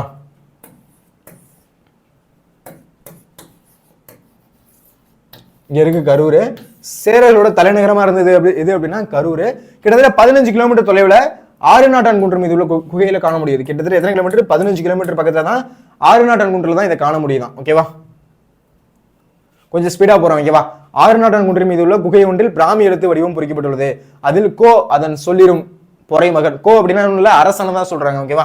என்னும் பெயரில் உள்ள சில பெயர் பகுதியில் செல்வ கடுங்கோ வாலியதன் என்னும் 7ஆம் பதிற்றுப்பத்து தலைவன் பெயருடைய பொதிந்து கிடப்பதை காண முடிகிறது. இந்த மாதிரிலாம் இருக்கிறத அங்க காண முடியுது. எங்க, புகழூர் கல்வெட்டு கரூர்ல, ஆறுநாட்டான் குன்று அப்படின்ற இடத்துல.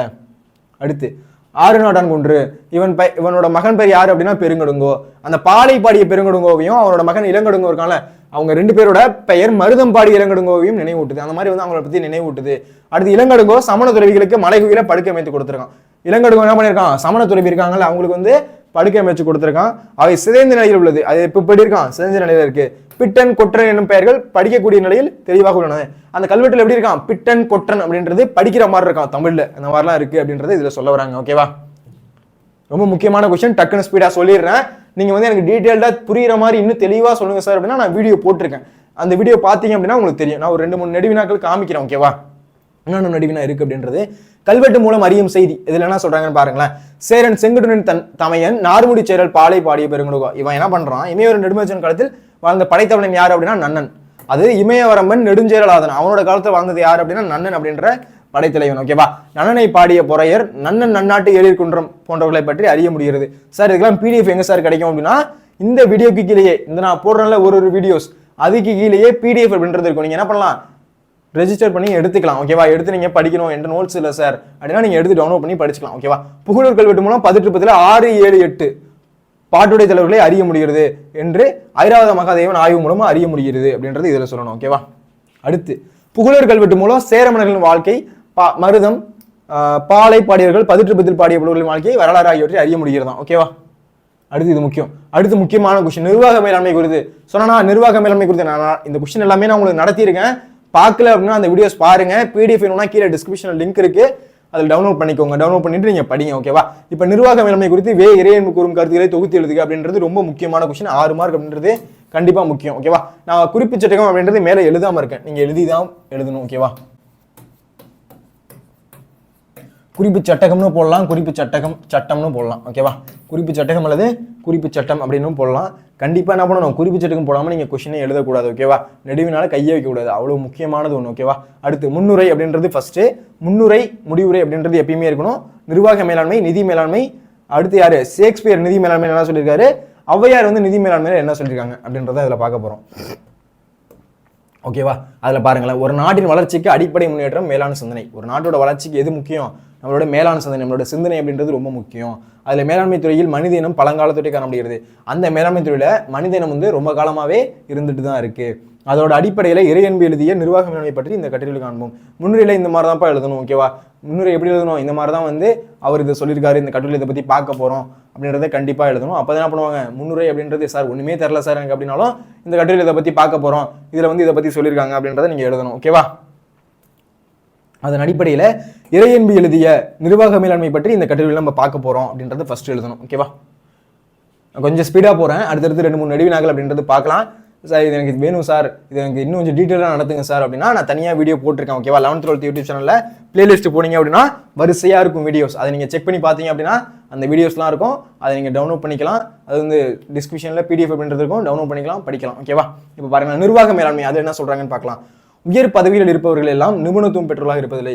என்னதான் ஹை போஸ்டிங்ல இருக்காங்கனாலும் அவங்க வந்து ரொம்ப வந்து எஃபிஷியண்டா ரொம்ப வந்து அதா இருக்காங்களா அப்படின்னா அப்படிலாம் கிடையாது. அவங்க இந்த செயலை செய்து முடிப்பதில் எவர் திறமைசாலிகள் என்று அறிந்து முடிவெடுப்பதே சிறந்த நிர்வாக மேலாண்மை. இந்த செயலை யார் முடிப்பாங்க அப்படின்றது எதை பொறுத்தமையும், யார் வந்து நிர்வாக மேலாண்மையில பெருசா இருக்காங்க அதை பொறுத்து தான். படிக்காதவராக இருந்தாலும் படித்த சான்றோருடன் சேர்ந்து பழகினால் நல்ல பண்புகள் நாளும் வளரும், நிர்வாகம் சிறப்படையும். படிக்காதவங்களா இருந்தாலும் படித்த சான்றோர், இப்போ என்னது, நீங்க வந்து உங்க ஃப்ரெண்டு வந்து படிக்காத பசங்களோட நீங்க பழகிட்டே இருக்கீங்கன்னா என்ன பண்ணுவோம், அவனும் படிக்க மாட்டான், நீங்களும் படிக்க மாட்டீங்க. ஆனா படிக்கிற பையனோட சேர்ந்து படிச்சா அவன் என்ன பண்ணுவான், அடி நான் படிக்கணும்டா போடா அப்படிமானா, அப்ப என்ன பண்ணுவீங்க, ஆட்டோமேட்டிக்கா நீங்களும் படிப்பீங்க. அதுதான் அந்த இடத்துல சொல்ல வராங்க. ஓகேவா? படிக்காதவராக இருந்தாலும் படித்த சான்றோருடன் சேர்ந்து பழகினா நல்ல பண்புகள் நாளும் வளரும் அப்படின்றது இந்த இடத்துல சொல்ல வராங்க. ஓகேவா? அடுத்து முடிக்கும் போது இந்த மாதிரிலாம் வந்து இது எழுதணுமா, கோர்ஸ் எழுதணுமா சார்னா கண்டிப்பா கோர்ஸ் எழுதணும். கோர்ஸுக்கெல்லாம் மார்க் அப்படின்றது உண்டு. கல்லறே ஆயினும் கற்றாரை சேர்ந்துலகின் நல்லறிவு நாளும் தலைப்படுவார் என்று கூறுகிறது. கண்டிப்பா இதெல்லாம் எழுதணும். ஓகேவா? இதெல்லாம் எழுதாம இருக்கவே கூடாது, ரொம்ப முக்கியமானது. சரியா? அடுத்து பாருங்களேன், நிதி மேலாண்மையை பத்தி ஷேக்ஸ்பியர் என்ன சொல்றாரு அப்படின்றத பாருங்களேன். நிர்வாகத்தில் வரவு செலவை தீர்மானிக்க வேண்டும். நம்ம வந்து இப்போ வந்து ஒரு 5000 சம்பாதிக்கணும்னா எவ்வளவு செலவு பண்ணணும், எவ்வளவு வந்து வேற இங்க கொடுக்கணும், எவ்வளவு வந்து நம்ம வச்சுக்கணும், அதெல்லாம் வந்து என்ன பண்ணணும், கரெக்டா வந்து பார்த்து நம்ம செலவு பண்ணணும். வரவை தாண்டி செலவு செய்யக்கூடாது, இல்லாவிடில் அடுத்தவரிடம் கையேந்த நிலை ஏற்படும்.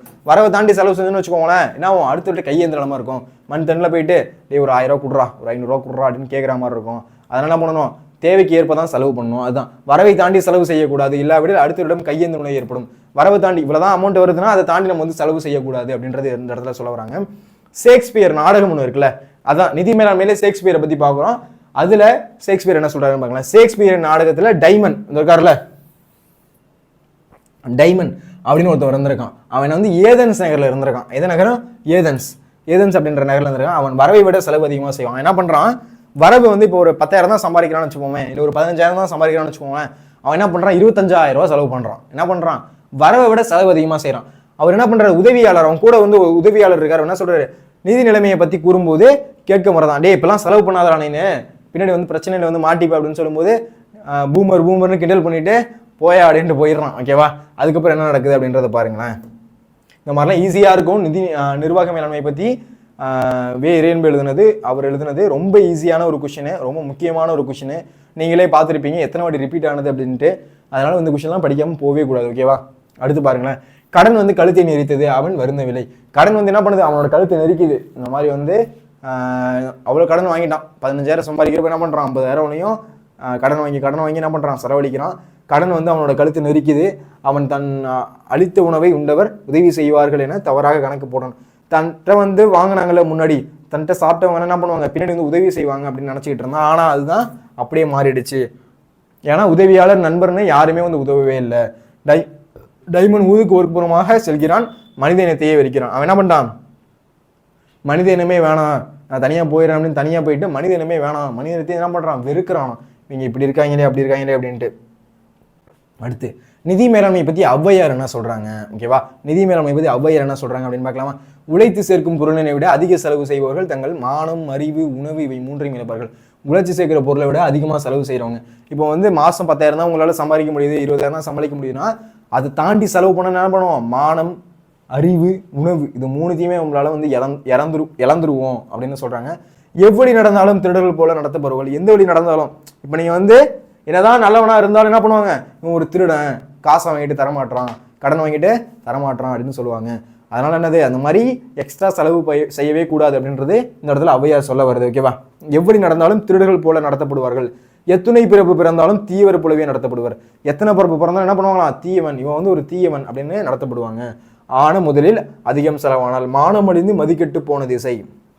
அதுதான் ஆன முதலில் அதிகம் செலவானால் மானம் அழிஞ்சு மதினா வந்து அந்த புத்தியே இல்லாம அந்த மாதிரி கெட்டு போன திசைனா போற திசையில போயிட்டு இருப்பாங்க அப்படின்றத பாடல் மூலம் ஔவையார் நிதி நிர்வாக மேலாண்மையை விளக்குகிறார். ரொம்ப ஈஸியா இருக்கா நிர்வாக மேலாண்மை பத்தி குறிப்பிடுறது? இதெல்லாம் ரொம்ப ஈஸியான கொஸ்டின், அழகா ஸ்கோர் பண்ற கொஸ்டின், அழகா வந்து என்ன பண்ணலாம், ஈஸியா எழுதலாம். இந்த மாதிரி கதை தெரிஞ்சா போதும். ஏதோ டைம்னு ஒருத்தன் இருக்கான், அவன் வந்து வாழ்ந்துட்டு வரான், அவன் வந்து வரவை விட செலவு அதிகமாக செய்கிறான், ஆனால் வந்து உதவியாளர் வந்து எச்சரிக்கிறாரு, ஆனால் அவன் கேட்க மாட்டான், அதே மாதிரியா செலவு பண்ணுறான், அவனுக்கு வந்து கடன் வந்து கழுத்து நெரிக்குது. அப்போ உதவியாளர் யாராச்சும் உதவி செய்வாங்க அப்படின்னு நினைக்கிறான். கடைசியில் நண்பர் உதவியாளர்னு யாருமே வந்து அவனுக்கு உதவி செய்யல. கடைசியில் வந்து ஊருக்கு ஒதுக்குப்புறமா போகிறான், மனித இனத்தையே வெறுக்கிறான். அவ்வளோதான், ஈஸியாக எழுதிட்டு போகலாம். ரொம்ப இம்பார்ட்டண்டான கொஸ்டின், ஈஸியாக வந்து படிக்கிற கொஸ்டின், ஈஸியாக எழுதுகிற கொஸ்டின், ஓகேவா? இதெல்லாம் வந்து என்ன பண்ணிடக்கூடாது, நீ எழுதாமல் விட்டுறக்கூடாது. ரொம்ப முக்கியமான கொஸ்டின், ஓகேவா? அடுத்து முடிவுரையில் என்ன சொல்றாங்க அப்படின்றத பாருங்களேன். உலக இலக்கியங்கள் அனைத்திலும் மேலாண்மை கருத்துக்கள் பரவி கிடக்கின்றன. மேலாண்மை கருத்துக்கள்னா உலக இலக்கியத்தில் இருக்கிற எல்லா இலக்கியம், திருக்குறள் இருக்கு, என்னென்ன இலக்கியங்கள் இருக்கோ, என்னென்ன இலக்கியத்திலையும் எல்லா இலக்கியத்திலையுமே வந்து இந்த மேலாண்மை கருத்துக்கள் அப்படின்றது பரவி கிடக்குது. அவை பன்னீர் புஷ்பங்கள் காற்றில் பரவிடும் மனதை போல வசீகரமானவை. பன்னீர் புஷ்பங்கள் என்ன பண்ணுமா, காற்றில் வந்து பரவிடுற போல மனசை வந்து அது வசீகரமா இருக்குமா. அவற்றை அப்படியே குப்பியில் அடைக்காமல் அவை கூறும் நல்லொழுக்கங்களை பின்பற்றும். அதை அப்படியே என்ன பண்ணக்கூடாது, அந்த குப்பியில போட்டு அடைக்காம, பாட்டில போட்டு அடைக்காம என்ன பண்ணணும், அதை கூறும் நல்லொழுக்கங்களை நம்ம பின்பற்றணும் அப்படின்றது இந்த இடத்துல சொல்ல வராங்க, ஓகேவா? ஓகே, ஒரு 2 நெடுவினா அப்படின்றது பார்த்துருக்கோம், ரைட்டா? இன்னொரு நெடுவினா அப்படின்றது பார்க்கலாம்.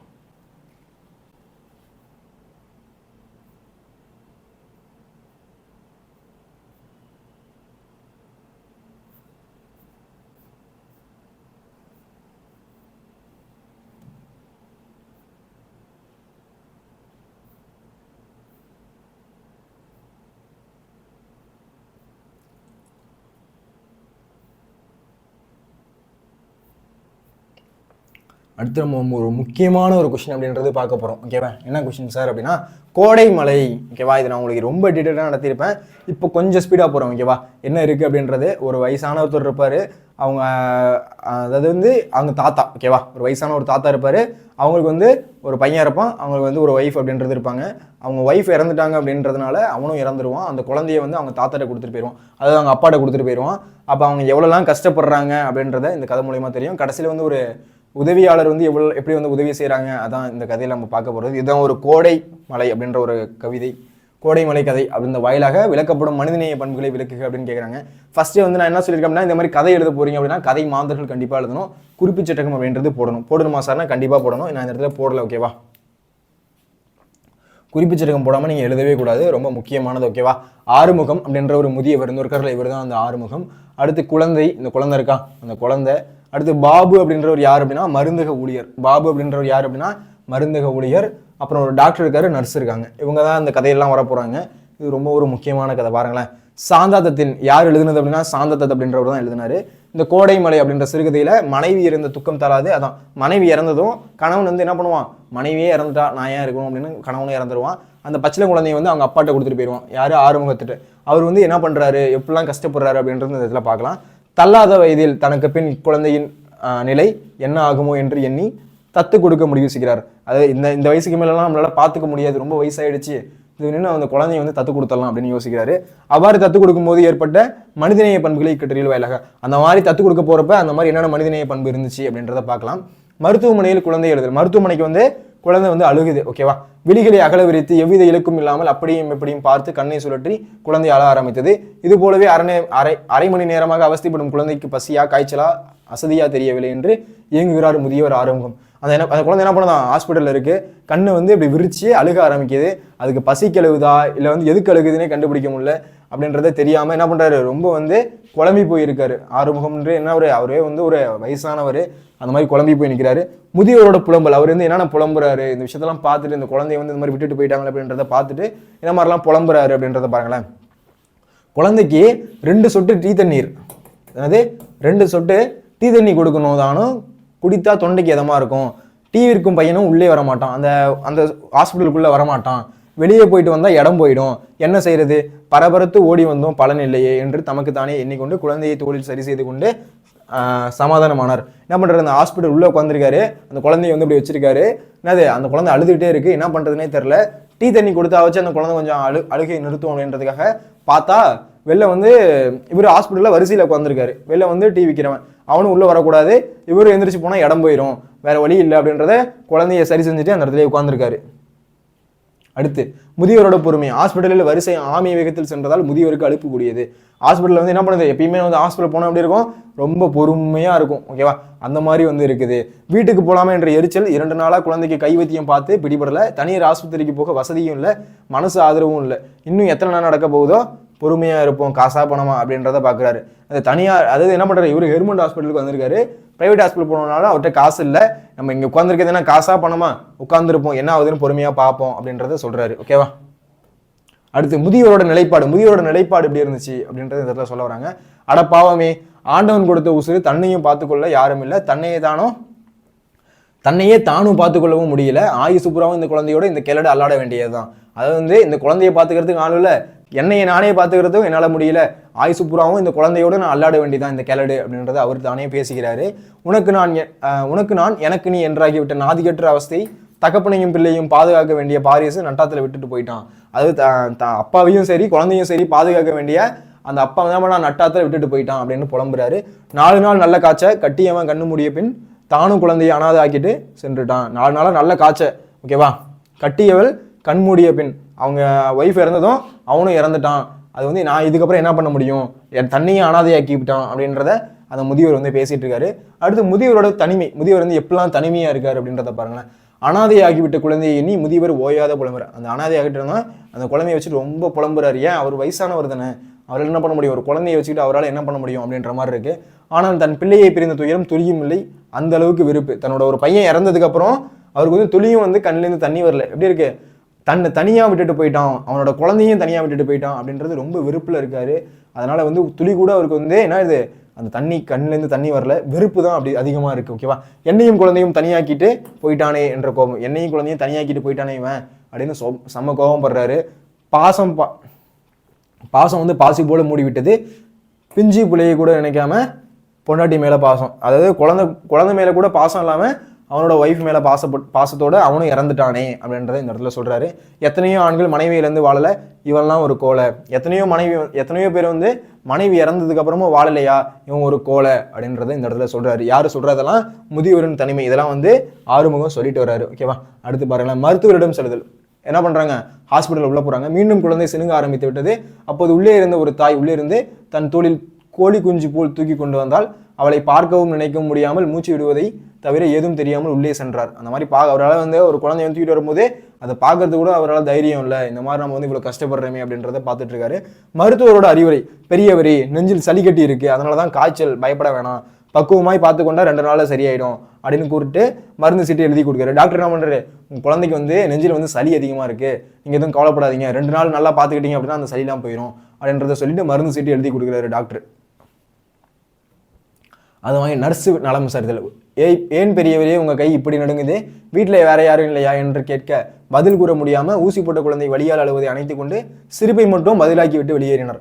அந்த நர்ஸ் வந்து கேட்குறாங்க, இந்த மாதிரி வந்து ஏன் பெரியவங்களே உங்கள் குழந்தைக்கு என்னாச்சு, ஏன் உங்கள் வீட்டிலேருந்து யாரும் வரலையா அப்படின்னு கேட்கும்போது அவர் என்ன பண்ணுறாரு, அதெல்லாம் நினச்சி பார்த்துட்டு என்ன பண்ணுறாரு, சிரிச்சுட்டு அவர் என்ன பண்ணுறாரு, குழந்தைக்கு வந்து ஊசி போட்டுன்னு அதை வந்து தேய்ச்சி விட்டுட்டு அப்படியே போகிறாரு அப்படியே வரிசையாக. ஓகேவா.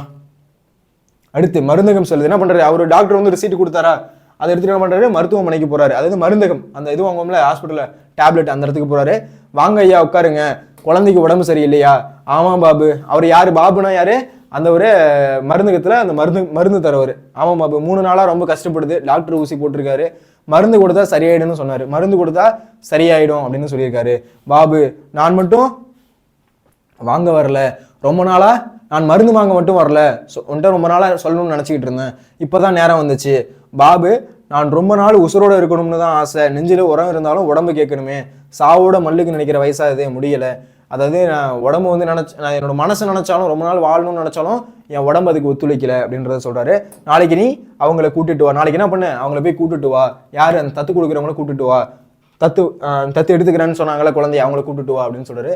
தாய் பாசம், அம்மாங்கிற பாசம் தெரியாம இருக்க இது மட்டும் என்ன பாவம் செஞ்சுது, பொண்ணோட பரிவும் பாசமும் ஒரு குழந்தைக்கு எவ்வளவு முக்கியம்னு இப்பதான் பாபு புரியுது. ஏன் சுயநலத்துக்காக குழந்தைய அனாதையாக விட்டுட்டு போறத பெரிய பாவம். சரி பாபு, கொஞ்சம் தாமதிச்சாலும் மனசு மாறிடும், மருந்தும் குழந்தையுமா விடுவிடுன்னு நடக்காரு. சரி, இதுக்கு மேல நான் கொஞ்சம் தாமதிச்சேன்னா குழந்தைய நான் வந்து என்ன பண்ண மாட்டேன், தத்து கொடுக்குறவங்கள்ட்ட நான் கொடுக்க மாட்டேன், நான் கிளம்புறேன் அப்படின்றதுக்காக டக்கு டக்குன்னு நடந்து போறாரு. யாரு, இந்த ஆறுமுகம் அவரு. இந்த கதையெல்லாம் எப்படி இருக்கு அப்படின்னா, சோக இலை ததும்புற மாதிரி இருக்கு. அது வந்து ஒரு மாதிரி மெல்லியசா ஒரு மாதிரி சோக இலை ததும்புற மாதிரி இருக்கு. இந்த மாதிரி தாந்தாத்தோட கவிதையே இப்படிதான் இருக்கும். ஒரு கதையை எப்படி இருக்கும் அப்படின்னா, சோக இலை ததும்புற மாதிரி இருக்கும். நம்மளே வந்து அந்த கதைக்குள்ள கொண்டு போயிடும். ஓகேவா. முதியோரோட குமரர்கள், முதியோர்கள் எப்படிலாம் குமர்றாரு அப்படின்னு பாருங்களேன். பாபுடன் வந்தவர்களை பார்த்த போது பிள்ளை பாக்கியம் ஏக்கம் தவித்து அத்தனையும் உணர்ந்த போது குழந்தையை பாதுகாப்பாக உறுதியானது. நெடுநாள் தயக்கத்துக்கு பின் தன் முடிவுக்கு 2ஆம் கருத்துக்கு இடமில்லை.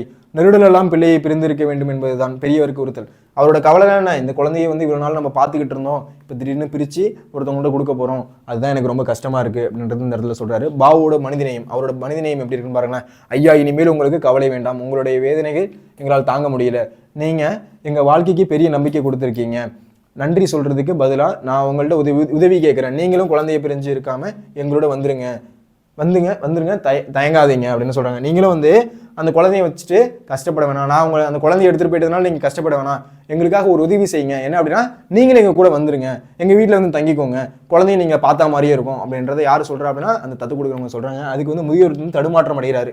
இறைஞ்சும் பாபுவை கண்டு தடுமாறினார். யாருக்கு யார் உதவி, எவ்வளவு பெரிய விஷயம். பாபு, இப்போதைக்கு எனக்கு சாவு வராது பாபு அப்படின்னு சொல்றாரு. எனக்கு இப்போதைக்கு சாவு வராது பாபு, ஒன்றும் பிரச்சனை இல்லை, நீ வந்து பார்த்துக்கோ குழந்தைய அப்படின்ற மாதிரி சொல்லி முடிக்கிறாரு. ஓகேவா. அடுத்து முதியோர். இக்காலகட்டத்தில் தன்னை பெற்ற தாய் தந்தையரை முதியோர் இல்லத்தில் விடும் ஆண்களை போல இல்லாமல் தாய் தந்தையை இழந்த பச்சிலம் குழந்தையையும் முதியவரையும் அரவணைத்து தம் இல்லத்துக்கு அழைத்து செல்லும் பாபுவின் மனிதநேய பண்பு கோடைமலை கதை வாயிலாக அறிய முடிகிறது. அந்த பாபு என்ன பண்றாரு, இந்த காலத்துல என்ன பண்றாங்க, தன்னோட அப்பா அம்மாவை என்ன பண்றாங்க அப்படின்னா கொண்டு போயிட்டு முதியோர் இல்லத்துல விட்டுட்டு வராங்க. நிறைய இடத்துல நம்ம பார்த்துருக்கோம். ஆனா அப்படி இல்லாம அந்த பாபு என்ன பண்றாரு, அந்த குழந்தையையும் அந்த ஒரு வயசான அந்த ஆறுமுகம் முதியவரையும் அழைச்சி கொண்டு வந்து தன்னோட வீட்டுக்கு அழைச்சிடாரு. இப்படி ஒரு மனிதநேய பண்பு அப்படின்றது இருக்கு அப்படின்றது மூலயமா நமக்கு தெரிய வருது. ஓகேவா. அப்போ வந்து நம்ம ஒரு கதை படிக்கிறோம் அப்படின்னா அந்த கதைக்குள்ள இன்வால்வ் ஆகி ரொம்ப வந்து அதோட பின்னி பிணைஞ்சிட்டோம் அப்படின்னா அந்த கதை நமக்கு மறக்கவே மறக்காது. இதை என்ன பண்றீங்க அப்படின்னா, எக்ஸாம் பாயிண்ட் ஆஃப் வியூக்கு எல்லாரும் எக்ஸாமுக்கு அப்படின்ற மாதிரி கொஸ்டின் படிக்காதீங்க, ஒரு உணர்வோடு படிங்க தமிழை பொறுத்தளவு. அப்போதான் வந்து உங்களுக்கு மறக்கவும் மறக்காது, ஈஸியாகவும் இருக்கும். ஓகேவா. ஓகே, நம்ம வந்து ஒரு 3 கொஸ்டின் அப்படின்றது பார்த்துருக்கோம். ரைட்டா. ரொம்ப முக்கியமான கொஸ்டின். கோடைமலை நிர்வாக மேலாண்மை மகாநடிகரை கண்ட பாலச்சந்திரன் முன்னாடி நடத்தியிருக்கேன். ஓகேவா. அப்புறம் புகழூர் கல்வெட்டு, இந்த மாதிரி முக்கியமான கொஸ்டின் நடத்தியிருக்கேன் உங்களுக்கு. அப்புறம் என்னென்ன குருவினா அப்படின்றதையும் என்னென்ன முக்கியமான நடுவினா அப்படின்றதையும் நான் கொடுத்துருக்கேன். ஓகேவா. நீங்கள் என்ன பண்ணுங்க அப்படின்னா, நான் இதை டிஸ்கிரிப்ஷனில் ஃப்ரீ பிடிஎஃப் அப்படின்றது லிங்க் பண்ணுறேன். யாருக்கெல்லாம் இந்த பிடிஎஃப் வேணுமோ என்ன பண்ணுங்க, டிஸ்கிரிப்ஷனில் லிங்க் இருக்கும், டவுன்லோட் பண்ணிக்கோங்க. டவுன்லோட் பண்ணிட்டு படிங்க. இதே மாதிரி வேற என்ன வீடியோ வேணும் அப்படின்றதையும் கீழே கமெண்ட் பண்ணுங்க. கடைசி என்ன பண்ணுங்க, டார்கெட் 100. ஓகேவா. டார்கெட் 100 அப்படின்னு எல்லாரும் கமெண்ட் பண்ணுங்க. இதை கமெண்ட் பண்ணிட்டு வேற என்ன வீடியோ வேணும் அப்படின்றது கேளுங்க. நம்மளோட இலக்கு என்னவா இருக்கணும், வரப்போற ஆஃபீல் எக்ஸாம்ல தமிழ்ல 100 எடுக்கணும் சார். 95 எடுத்தா போதும் சார். இல்ல, நீ 100K எய்ம் பண்ணு. அது வருது வரல என்னது, உங்களோட என்ன பண்ணணும், உங்களோட டார்கெட் 100 தான் இருக்கணும். ஓகேவா. அதனால பண்ணுங்க, வீடியோ முடிஞ்சப்போ டார்கெட் 100 அப்படின்றத கீழே கமெண்ட் பண்ணுங்க. இது டார்கெட் கமெண்ட் பண்ணிட்டு வேற என்ன வீடியோ வேணும் அப்படின்றத கீழே கமெண்ட் பண்ணுங்க. இந்த வீடியோ உங்களுக்கு பிடிச்சிருக்கு அப்படின்னா ஒரு லைக் போடுங்க, உங்க ஃப்ரெண்ட்ஸ்க்கு ஷேர் பண்ணுங்க. மறக்காம நம்ம சேனலை ஃபாலோ பண்ணி சப்ஸ்கிரைப் பண்ணுங்க. இதே மாதிரி ஒரு வேற வீடியோவில் சந்திக்கலாம். அது வரையும் விடைபெறுவது தமிழன். நன்றி, வணக்கம்.